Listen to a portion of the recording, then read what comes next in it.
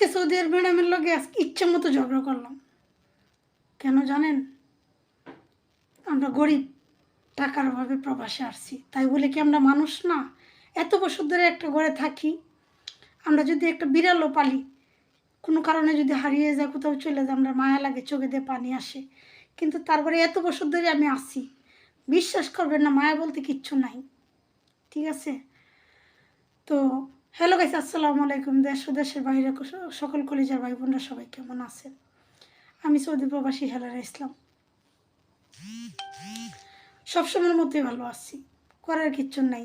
যেহেতু গরিব, টাকার প্রয়োজন, পরিবার চালাইতে হয়, পরিবারের বোঝা মাথায় নিছি, তো সব কিছু সহ্য করে এইভাবেই কাটাইতে হবো দিন। এটা ভাইবেই কিন্তু এত ওষুধ ধরে এই ঘরটাতে আসি।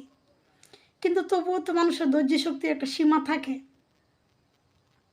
আমাকে নিয়ে মার্কেটে গেছে, ঠিক আছে, সবসময় এগুলাই করে। তো মার্কেটে গেছে বিকাল 4টার দিকে, রাতের 12টা বাজে, তাদের পিছনে পিছনে ঘুরলাম। এই 12টা পর্যন্তই তাদের সাথে পিছনে পিছনে ঘুরলাম। তাদের অল্প পরিবার গেছে, 2 মেয়ে 3 মেয়ে, জামাই, বউ, বাচ্চা সবাই।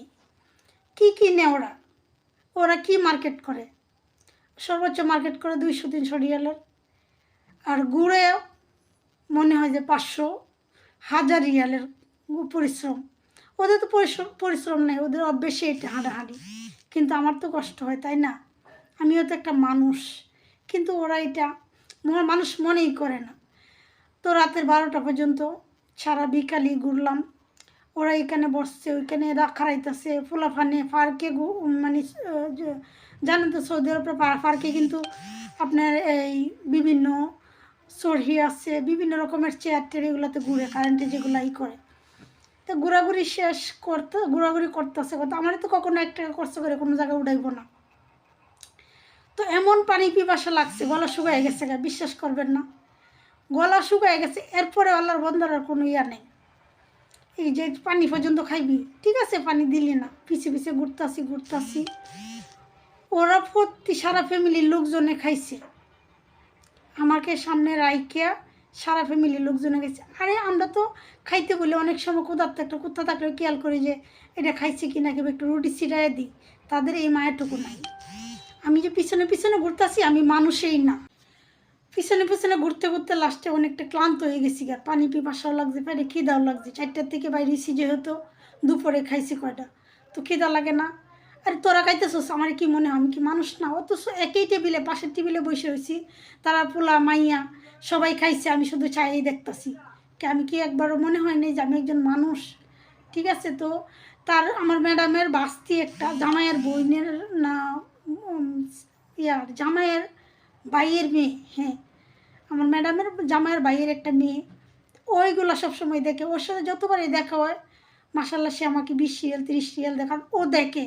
ও একটা বিবেকমান মানুষ, সে দেখতেছে যে ওরা খাইতেছে, আমি কিছু খাই না, তো আমাকে সে 30-20 রিয়াল দিছে, দূরে ডাইকে নিছে। মানে আমার এমনি আলগুছি আমার কাছে গেছে, ডাইকে এমনি নেই, কাছে গেছে, এভাবেই সবসময়ই করে। তো কাছে গিয়ে আমার 30টা রিয়াল দিচ্ছে। এর আগের বার 20 রিয়াল দিছিল, ওই ফেরা 30 রিয়াল দিছে। তো বলতেছে তুই কিছু খাইস, যাকে এগুলো দিয়ে আমি যদি হান্নাগোর সামনে কিছু খাই, তাহলে তো আবার কি মনে করবে। তো আমি কিছু খাই নাই, 30 রিয়াল আমার হাতেই রাখছি। এটা লাস্টে একবারে রাতের 11টা বাজের কথা যে 30 রিয়াল দিছে। তো সারাদিন ঘোরাফেরা করে 30 রিয়াল আমার হাতে ব্যাগে রেখে দিচ্ছে, আমি আর কিছু খাই নাই। সারাদিন ঘুরিয়া গাইরা বাসায় আসলাম। বাসায় আসার পরে ঘরে কিচ্ছু নাই খাবার মতো। এরপরে দিয়ে আল্লাহর বন্দা কয় না যে কিছু খাইছস কিনা, কিছু খাইবি কিনা, কিংবা একটা পানির বোতল পর্যন্ত। তো আইসা রাতের 12টা বাজে আইসি, আইসা আমার এই এটা করো ওইটা করো, দুনিয়ার অর্ডার দেওয়া শুরু করছে। আমি তো একটা মানুষ, ক্লান্ত হয়েছি পেটের খিদা, পরিশ্রমে, ঘোরাঘুরিতে। পরে একদম মেজাজটা খারাপ হয়ে গেছে গা। পরে আমি কইছি তুই কি মানুষ মনে করস না? আরে আমরা বাংলাদেশে যদি একটা কুকুর বিড়ালও পালি, ওদের জন্য মায়া লাগে। আমি যে তোর সাথে সারাদিন ঘুরলাম, কিছু খাইছি কিনা একবার জিগেলি না? তোরা তো ঠিকই খাইলি, যারা খাইনি তাদের জন্য নিয়ে আইলি, কিন্তু আমি যে কিছু খাইনি একবার জিগেলি না। এখন একটু ঘুমামো, কিছু খাইয়ের না, একটু ঘুমাই দিতে হইব, কিন্তু আইসা দুনিয়া অর্ডার দেওয়া শুরু করছে। একবার তো জিগেলি না আমি কিছু খাইছি কিনা? হ্যাঁ, জিগাইতে পকির লেগে এটা আছে ওইটা আছে, ডিম করে ডিম বাজিয়ে খাই, এটা খাই। ডিম বাজি করে কি খাওয়া যায় সারাদিন ঘুরে? বলেন। 12টা বাজে রুমে এসে তো এখন ঘুমের টাইম হয়ে গেছে, আমি তেমনি একটু ঘুমামো, এমন কি ডিম বাজিয়ে এটা খাওয়ার সময় আছে? আরে তোরা তো এত কিছু কিনে খাইছস, আর আমার একটা ডিম বাজিয়ে খাইতে। একটু পরে ইচ্ছা মতো জারি দিছি। আমি কই তোর আসলে মানুষ মনে করছ না, ঠিক আছে? মানুষ যদি মনে করতি তে বা ঘরে আইসেও কামের অর্ডার দিতি না, যেমন তো তার ঘুমের টাইম।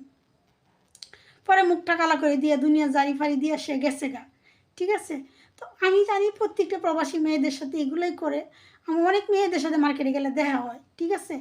আবার সবার সাথেই করে, কিছু মানুষ সৌদি আরবে এখনও ভালো মানুষ আছে যারা কাজের মেয়েদের সাথে একটু ভালো ব্যবহার করে।